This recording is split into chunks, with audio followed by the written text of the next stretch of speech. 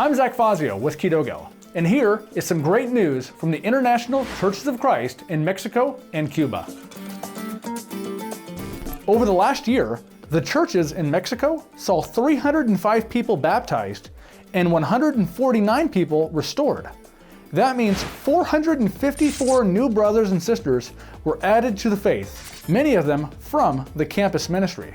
The Mexico City Church now has over 4,000 members, making it the second largest ICOC congregation in the world. Praise God. Despite some challenges in the past with church unity, the Mexican leaders were determined to stand strong together. They've held monthly training and relationship building sessions, and the churches are increasingly healthy. The daily video devotional series, produced on their YouTube channel, has seen friends and relatives subscribing and bringing more people closer to the church. 3 church leaders have seen their sons become disciples during the pandemic. The Mexico Campus Video Conference gathered more than 400 students for training, vision, and unity. It was inspiring. Nearby in Cuba, a brother offered to use his home for house church.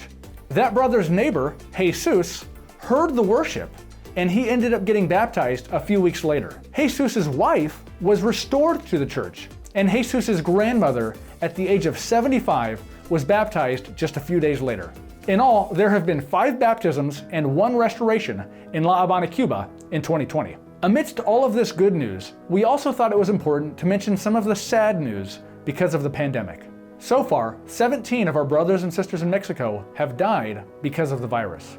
These are difficult times, but we know God is still working. We believe God will continue to bless and carry us through this difficult time. Please continue praying for the churches, and thank you for joining us for another Good News Minute.